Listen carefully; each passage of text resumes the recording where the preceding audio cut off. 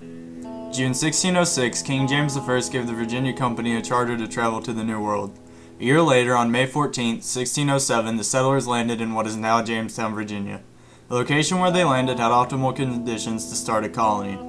However, not all went as planned when no gold was found and food became scarce. On top of this, the native tribe, the Algonquins, attacked the settlers soon after they arrived. As a result of this, the settlers built a triangle barricade as protection. As time went on, the colony was saved by agriculture and the timber industry. The southern colonies, which are now Maryland, North and South Carolina, Georgia, and Virginia, had plantations of tobacco, rice, sugar, and indigo. The plantation owners' children were homeschooled.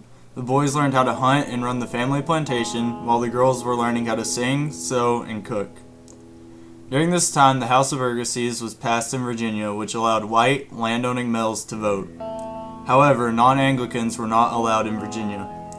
In Maryland, the Toleration Act was passed allowing Christians to worship in a mainly Catholic society.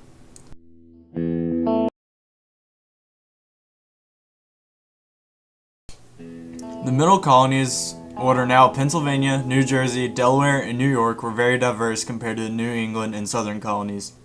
From ethnicities such as English, Swedish, Dutch, and German, to an abundance of religions such as Quakers, Mennonites, Lutherans, Calvinists, and Presbyterians, Catholics, and Jews. The middle colonies were very religiously tolerant. The middle colonies also had a mix of New England economy of lumber and trade, and the southern agricultural economy, but they had their own unique economical source of mining iron ore. Agricultural side of the middle colonies consisted of livestock and farms that could produce a surplus of food such as wheat and corn for trade, but not as much as plantations.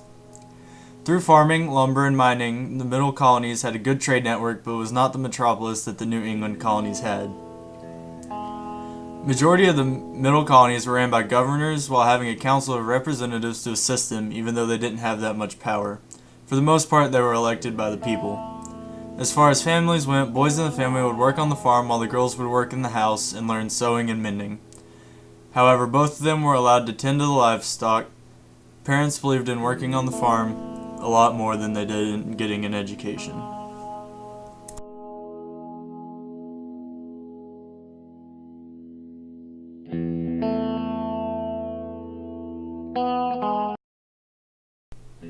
On September 6, 1620, a group of English Protestants seeking religious freedom left England on their ship the Mayflower. This group of people are commonly known as Pilgrims. After a rough journey due to storms and disease, the Pilgrims landed at Cape Cod on November 11, 1620. At that time in Cape Cod on the Mayflower Compact was signed. This document was essentially a socialistic idea where the colony would work together for the greater good. Soon after, they sailed north to what is now Plymouth, Massachusetts. After they landed at Plymouth, they stayed on the ship, only getting out during the day to work on houses due to the winter season.